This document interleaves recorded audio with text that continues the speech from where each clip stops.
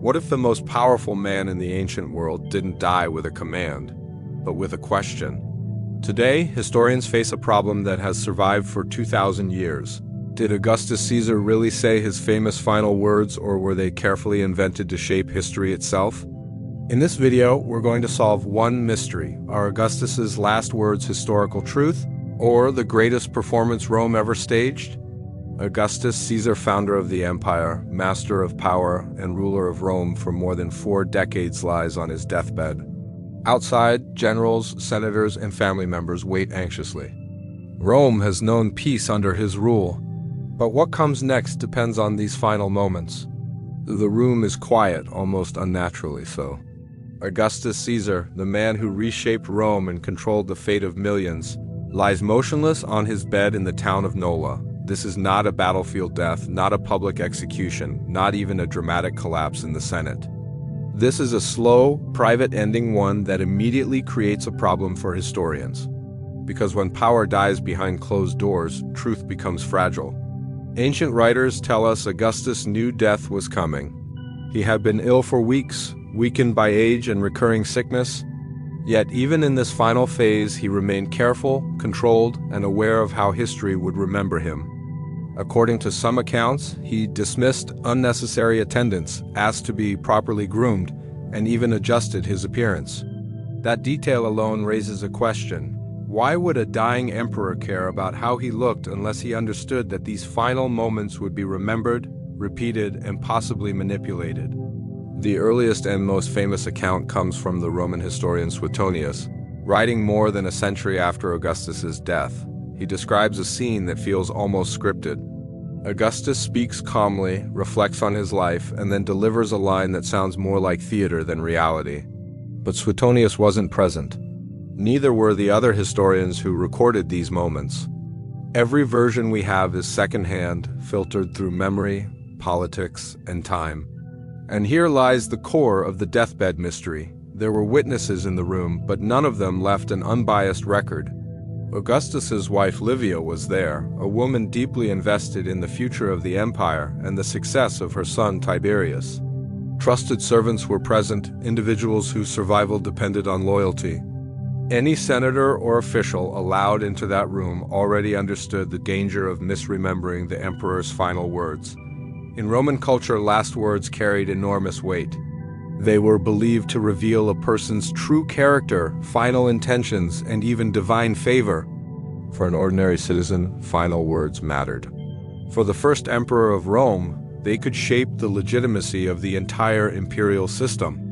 That means Augustus's deathbed was not just a private moment, it was a political space. Some sources suggest Augustus spoke gently to Livia, urging her to remember their life together. Others claim he addressed Rome itself, symbolically passing the torch of stability. And then there are versions that suggest silence, that the emperor slipped away without drama or wisdom, just another aging body failing under time. That possibility is uncomfortable because it strips Augustus of control in the one moment where control mattered most. What makes this mystery even deeper is Augustus's lifelong obsession with image. From the beginning of his rise to power, he carefully crafted how Rome saw him, not as a king, but as a restorer of the republic. Not as a tyrant, but as a servant of the people. Statues, poems, monuments, and laws all reinforced a specific version of Augustus. So, when we reach his deathbed, we have to ask whether these final words were spoken or written afterward to complete the story. The room in Nola becomes more than a place of death. It becomes a stage where history and myth collide. Every whisper reported from that bed carries the fingerprints of those who benefited from Augustus appearing wise, calm, and in control until the very end. And without a single contemporary, unbiased account, the truth remains suspended between reality and performance. The deathbed mystery is not about what Augustus said. It is about whether we are hearing the voice of a dying man or the echo of an empire, deciding how it wanted its founder to be remembered. When historians attempt to reconstruct Augustus Caesar's final words, they encounter an immediate and unsettling problem. The stories do not match. Instead of a single, clear account, we find multiple versions, each confident, each authoritative, and each contradicting the others. This is where the mystery deepens, because contradiction in ancient history is never accidental. It is a signal that something important is being shaped, altered, or protected. One version comes from Suetonius, who claims Augustus spoke a line that sounded like it belonged on a stage rather than a deathbed. Another account, attributed to Cassius Dio, offers a more subdued and political tone, focusing on Augustus's concern for stability and succession. Then there are fragments from later Roman writers who suggest he addressed his wife Livia privately, expressing affection rather than philosophy. These are not small differences. They are entirely different endings to the same life. To understand why these contradictions exist, we have to look at when these historians were writing. None of them lived during Augustus's reign. They were separated from the event by decades, sometimes more than a century. Their information came from earlier texts, oral traditions, imperial archives, and rumor. By the time these words were written down, Augustus was no longer just a man. He was the foundation of Roman imperial identity. Each historian had a purpose. Suetonius loved dramatic details. He believed character was revealed through anecdotes, and a theatrical final line fit perfectly into his style. Cassius Dio, on the other hand, was focused on political continuity. His version reflects concern for order, succession, and the smooth transfer of power. Neither account is necessarily false, but neither can be accepted as pure truth. There is also the uncomfortable reality of censorship. Rome was not a free society when it came to writing about emperors. Even long after Augustus's death, criticizing his image carried risks. Writers understood which versions of history were safe and which were dangerous. A calm, wise Augustus dying peacefully was acceptable. A confused, silent, or fearful Augustus was not. Then there is Livia. Her presence complicates everything. As Augustus's wife and the mother of his successor, she had more influence over the narrative than anyone else in that room. If Augustus said something politically inconvenient or nothing at all, it would have been easy to replace silence with meaning. In Roman tradition, silence was a weakness. Words created legacy.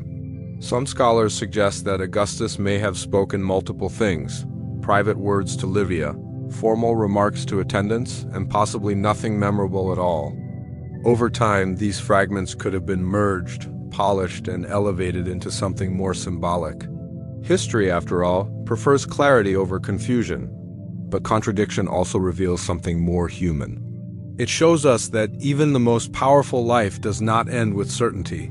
As Augustus faded, control slipped from his hands and into the minds of those who survived him. The moment he died, his words no longer belonged to him.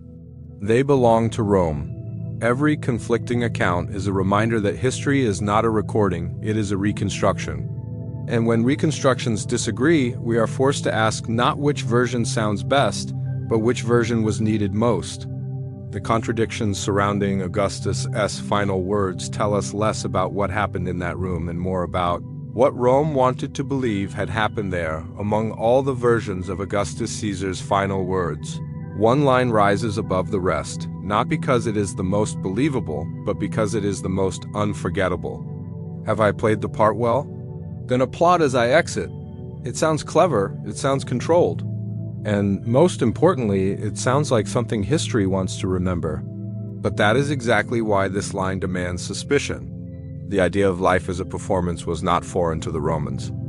Theater was deeply woven into Roman culture, and educated elites often borrowed theatrical language to describe politics, power, and public life.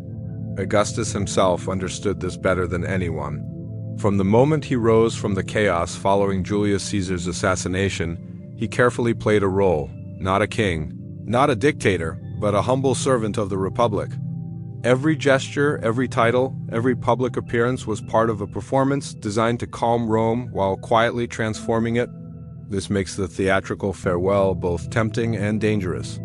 If Augustus truly said these words, it would mean that even at the edge of death, he was fully aware of the role he had played and the illusion he had maintained for decades.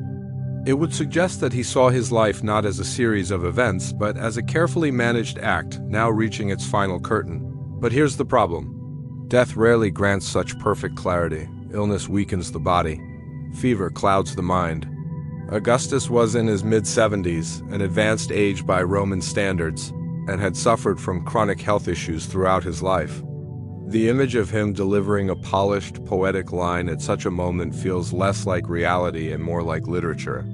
We also have to ask who benefits from this line existing. Theatrical final words turn Augustus into something more than a ruler. They turn him into a philosopher-actor, a man who knowingly shaped history and accepted its judgment. That version of Augustus reinforces the idea that the empire was not born from violence and manipulation, but from wisdom and self-awareness. The line also conveniently absolves him. If life was a performance, then the bloodshed, betrayals, and political purges become part of the script, not personal failures. Applause replaces accountability. The audience room itself is invited to approve of the act, not question it. Many scholars believe this line may not be a direct quote at all, but a symbolic summary created after his death. Roman historians often used invented speeches to express deeper truths about a person's character. These speeches were not meant to be factual transcripts. They were moral conclusions.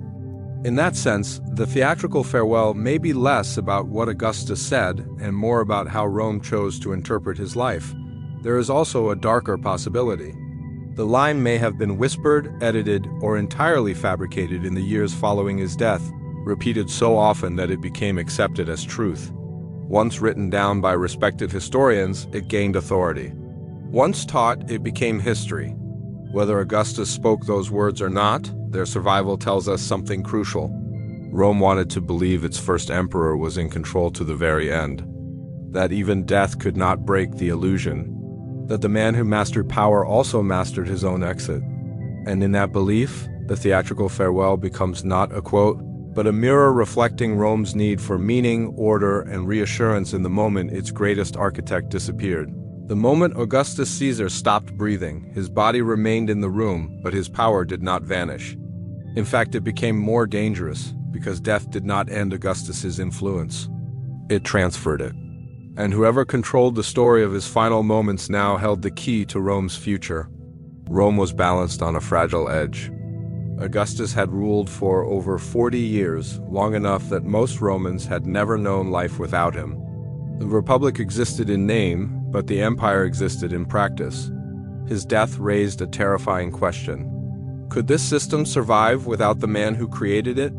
The answer depended not only on armies and laws, but on narrative. This is where Augustus's final words become political weapons. A calm, composed emperor who speaks wisely before dying sends a message of stability. It tells Rome that the transition is safe, natural, even approved. A confused, silent, or fearful death sends the opposite signal.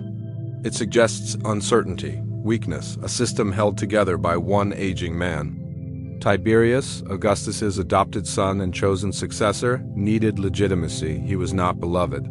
He lacked his predecessor's charm and public support. Any hint that Augustus doubted the future or questioned his own work could weaken Tiberius's position immediately, so the story had to be controlled. Livia understood this better than anyone. As Augustus's wife and Tiberius's mother, she stood at the center of succession politics. Ancient rumors accuse her of manipulating events, influencing decisions, and managing information. Whether those accusations are fair or exaggerated, one thing is clear: she had both motive and opportunity to shape how Augustus's death was remembered. Funeral rituals added another layer of politics.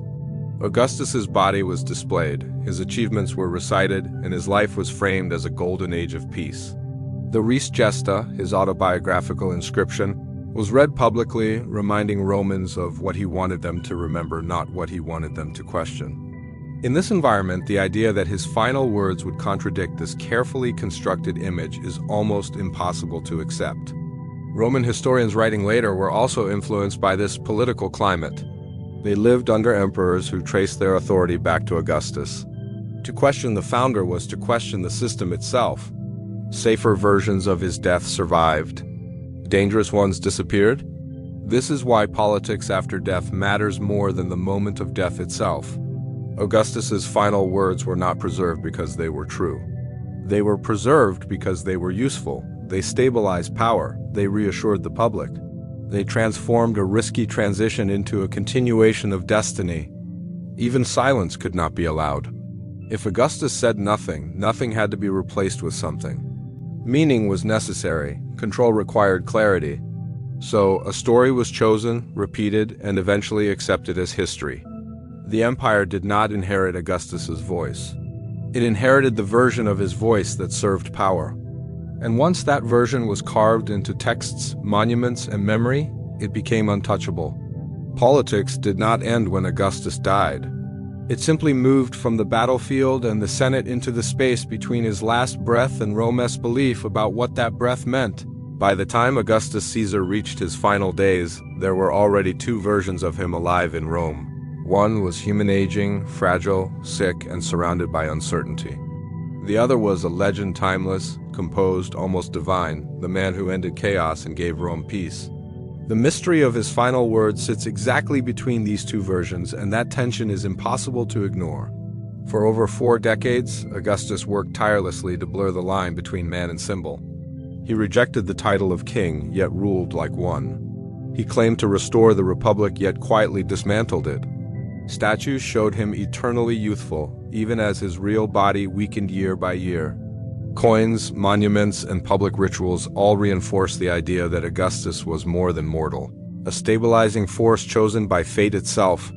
So when we imagine his deathbed, we have to ask a difficult question. Was this a moment where the legend finally cracked, revealing the man beneath it? Or was it the final opportunity to ensure the legend remained intact forever? A human Augustus would be afraid. He would worry about succession, about revenge, about whether Rome would survive without him. He might struggle to speak. He might say something ordinary, fragmented, or emotionally private. That kind of death is believable, but it is also dangerous, because it reminds people that the empire was built by a man and men can fail. A legendary Augustus, on the other hand, dies in control. He speaks with clarity. His words are symbolic, almost philosophical. He appears calm, satisfied, complete.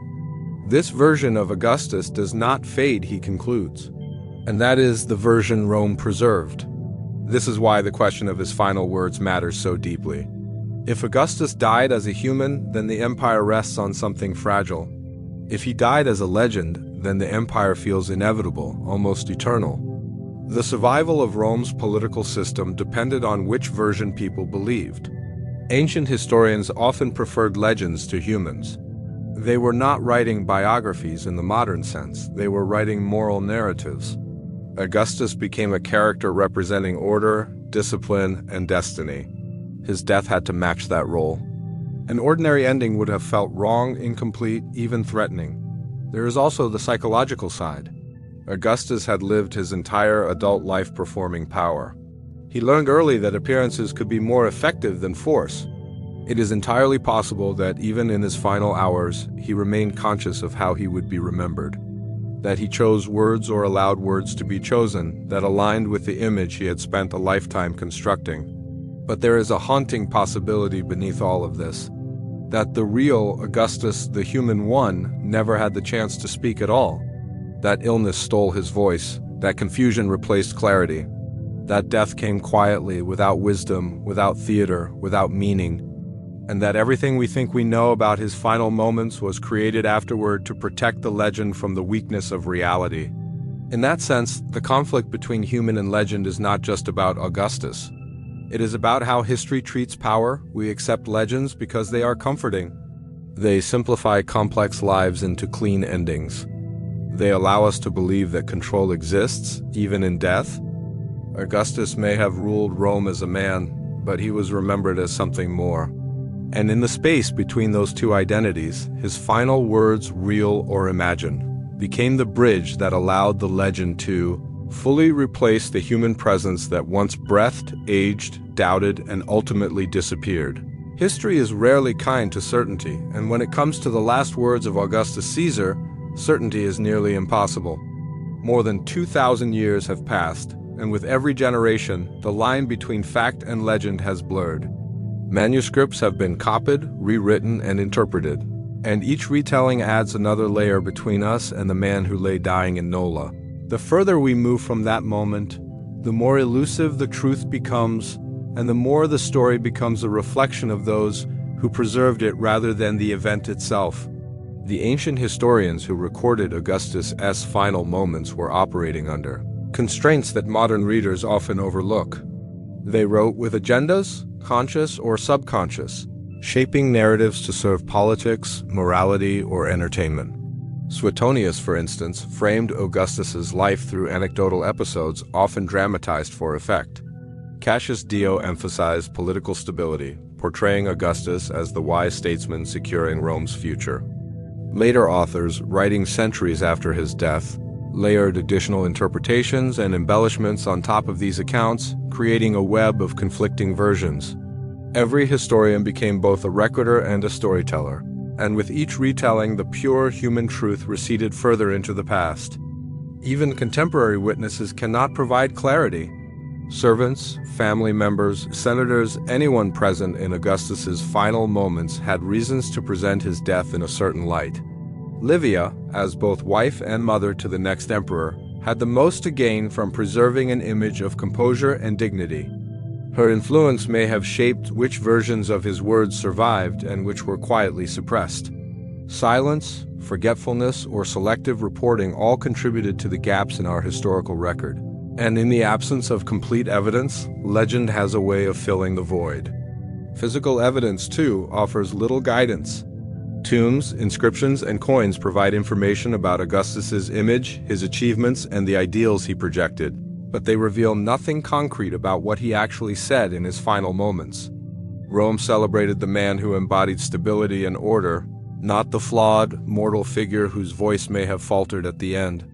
In fact, the very act of memorialization ensured that what endured was the carefully curated persona rather than the messy reality of human mortality. The passage of time transforms memory into myth. What may have been a few private, intimate words on a deathbed became amplified into a symbol of leadership, wisdom, and control. Later generations, unfamiliar with the nuances of the events, accepted these symbolic final words as fact. The line, "Have I played the part well? Then applaud as I exit," is a perfect example, whether spoken or invented. It has persisted because it satisfies the narrative Roman the world wanted to remember. Over centuries, the historical record became less a mirror of reality and more a reflection of the ideals associated with Augustus. Ultimately, the challenge is not just that we do not know what Augustus said. The deeper issue is that history itself can never perfectly capture fleeting moments. Time erodes certainty, memory distorts, storytelling reshapes. And in the case of Augustus's death, the human voice that once filled the room has been replaced by echoes carefully crafted to reassure, inspire, and legitimize. It is in this uncertainty that the fascination lies. We are left to navigate a world where myth and reality intersect, where the desire for meaning competes with the limitations of evidence, and where the figure of Augustus Caesar, both man and legend, continues to captivate, challenge, and elude us. Augustus Caesar's final words may never be known with absolute certainty. Across centuries, historians, poets, and storytellers have preserved fragments, interpretations, and embellishments, each shaped by politics, culture, or personal bias. What survives is not necessarily the voice of a dying man, but the carefully curated image of a ruler who controlled Rome for over 40 years.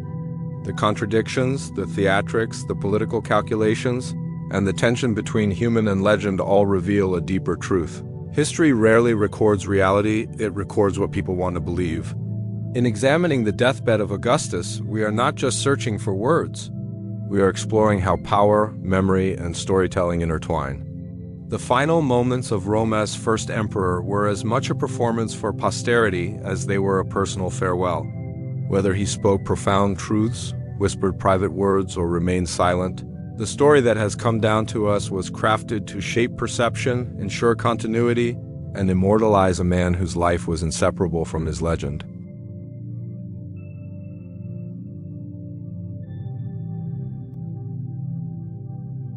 It asks whether we can ever truly know the private moments of the powerful, or whether those moments are forever filtered through the lens of ambition, loyalty, and narrative.